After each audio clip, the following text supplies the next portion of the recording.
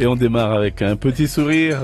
Maëva Drache et non pas Drax, c'est ça, hein? Oui, c'est ça. Bonjour, bienvenue. Merci, bonjour.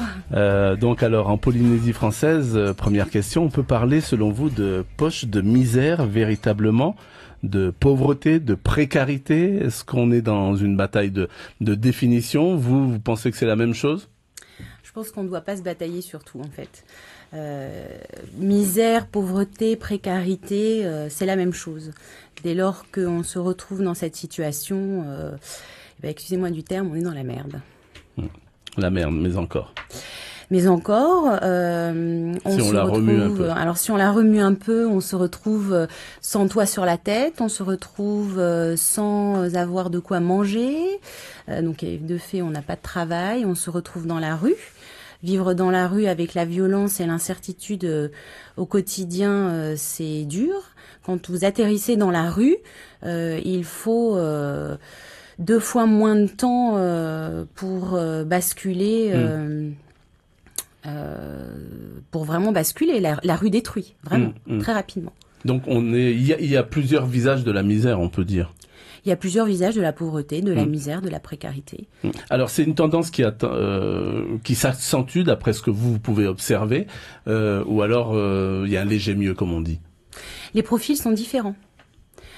Aujourd'hui, on a des personnes que nous n'avions pas il y a quelques années, donc des travailleurs pauvres qui se retrouvent dans la rue, ça n'existait pas avant. C'est quoi un travailleur pauvre? Un travailleur pauvre, c'est quelqu'un qui a un salaire, un revenu tous les mois, mais qui ne peut pas se loger, qui ne peut pas se prendre en charge. Donc ça, c'est un travailleur pauvre. On a des personnes qui sont des personnes âgées, donc qui sont à la base dans leur famille, qui touchent le moniruo, le minimum vieillesse, et qui se font voler leur carte et virer de la maison familiale. Et qui se retrouvent dans la rue. Donc plusieurs situations. Alors malgré les bons résultats de l'économie, on a l'impression que ces résultats n'arrivent pas à atteindre ceux qui vivent justement dans ces situations précaires. Pourquoi d'après vous? Parce que dès lors que vous tombez dans la pauvreté, il est extrêmement compliqué d'en sortir. Rapidement, c'est impossible. Et il faut beaucoup d'accompagnement, beaucoup de temps pour s'en sortir. À un moment donné, on disait qu'il y avait de plus en plus de jeunes, de familles. C'est une tendance que vous pouvez vérifier, vous aussi? Oui, il y a de plus en plus de jeunes qui sont en situation de conflit familial, donc qui partent de chez eux, qui sont mis à la porte parce que c'est devenu ingérable pour tout le monde. Beaucoup plus de familles parce qu'on a des personnes qui viennent des îles pour, par exemple, dans le cas du Nevasan, et qui ne retournent pas chez eux parce que la ville de Papeete brille, l'île ne brille pas vraisemblablement, et les gens pensent qu'en restant sur Tahiti, ils ont la possibilité de vivre mieux que dans les atolls. Oui. Vous avez des chiffres par rapport justement au nombre de personnes qui sont nécessiteuses, on va dire? Alors, au nombre de personnes nécessiteuses, comme il y a plusieurs seuils de précarité, on parle par exemple de 400 SDF dans Papeete. Alors, ce qui est compliqué avec les SDF, c'est que c'est une population qui bouge au quotidien. Nous, à la Croix-Rouge, on ne s'occupe pas des SDF directement.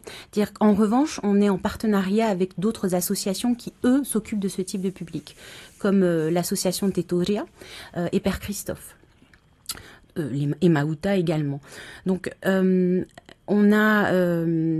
l'image est compliquée. En revanche, ce que je sais, c'est que ils ont, par exemple, pour Père Christophe, sur l'année dernière, vu 300 à 350 SDF de façon régulière. Ça veut dire que c'est sûr qu'en 2017, il y en avait au moins 350. Au moins 350. Voilà. Et ces SDF ont accès aux épiceries, voire même les boutiques solidaires de la Croix-Rouge? Les SDF peuvent venir en épicerie solidaire, en passant par un référent social communal, il n'y a pas de souci.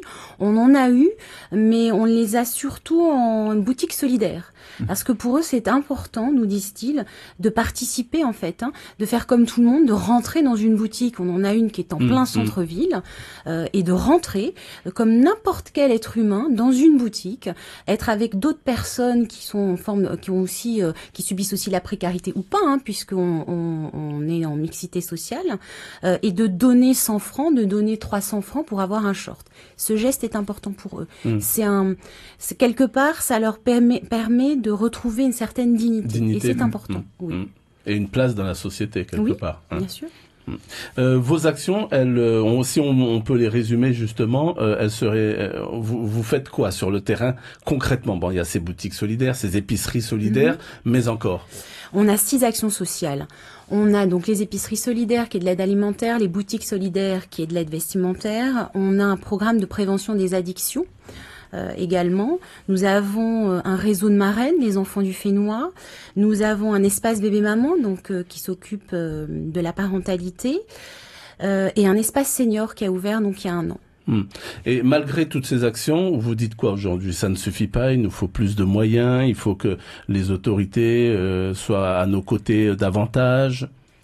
Il faut être clair, hein. Même si je suis extrêmement optimiste dans la vie, je considère que malheureusement la pauvreté, la misère, elle sera toujours présente.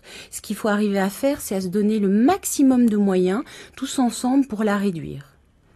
Ça, c'est sûr. Alors, c'est quoi se donner tous les moyens? Vous, par exemple, à votre niveau, qu'est-ce que vous souhaiteriez? Des bénévoles. Nous, plus de bénévoles. Oui, davantage de bénévoles. On en a besoin. C'est compliqué le bénévolat, hein, parce que quand vous êtes bénévole, vous acceptez de vous investir gratuitement. Alors gratuitement, c'est-à-dire qu'on ne vous rémunère pas. En revanche, vous recevez énormément des publics que vous rencontrez au quotidien et vous donnez beaucoup. Donc ça, c'est la richesse du bénévolat. Mais c'est compliqué parce qu'il faut rentrer dans un cadre. Quand on mène des actions qui sont, en l'occurrence pour la délégation que je gère, encadrées par des salariés qui, eux, managent des bénévoles qui, eux, reçoivent le public, c'est compliqué. Il y a des plannings, il y a des procédures à respecter. C'est compliqué, mais c'est tellement enrichissant. Et on a besoin de la ressource bénévole. Sinon, on peut pas, en fait, poursuivre les actions sociales. Et pour avoir des bénévoles, vous faites comment? On médiatise. Dès lors qu'on médiatise nos actions, les gens sont touchés et les gens ont envie de venir. Donc c'est ce que l'on fait. Vous avez parmi justement les personnes qui travaillent, que ce soit aux épiceries solidaires, aux boutiques solidaires, ou alors j'ai vu qu'il y avait également une épicerie solidaire mobile, hein, oui, qui bougeait tout. Oui. Vous avez quoi, du personnel de plus en plus jeune, ou alors c'est une vocation de plus en plus difficile? Ce sont des anciens, des retraités? C'est beaucoup de retraités. Oui. Beaucoup, c'est normal, hein, les retraités ont davantage de temps à donner.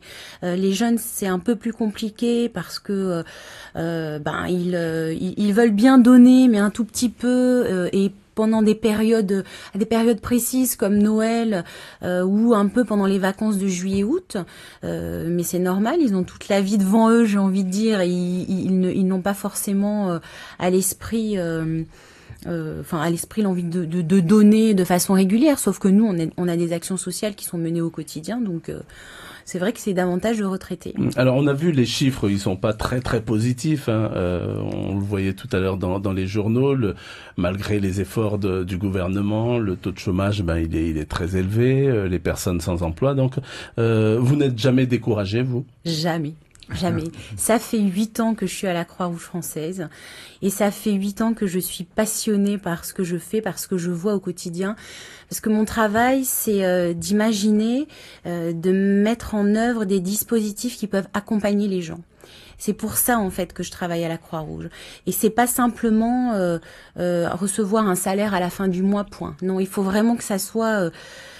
qu'on puisse créer, qu'on puisse améliorer, qu'on puisse se rendre compte que ce qu'on met en place, ça donne du bonheur en fait aux gens. Tous les jours, je suis à la délégation, tous les jours on a les actions qui sont ouvertes, on rencontre des gens qui sont juste qui ont juste un énorme sourire quand ils vous voient et qui vous disent merci d'avoir pensé à nous, merci de nous redonner confiance, voilà. Et c'est tout ça, c'est un travail d'équipe et c'est pour ça en tout cas que je travaille à la Croix-Rouge. Et c'est pour ça que, comme il est écrit sur votre sac, la vie est belle. La vie est belle, bien sûr. Merci beaucoup Maëva Drache, non plus Drache, on aura retenu. Donc, je rappelle que vous êtes responsable de la délégation de la Croix-Rouge. Demain, notre invité café à votre même place sera Hérénoui Cave-Germain, médiatrice à l'AFPA, autrement dit l'association polyvalente d'action judiciaire. Elle viendra notamment nous parler des premières sessions de justice restaurative qui seront organisées le mois prochain en Polynésie française, conjointement avec le service pénitentiaire d'insertion et de probation. Merci encore. Merci.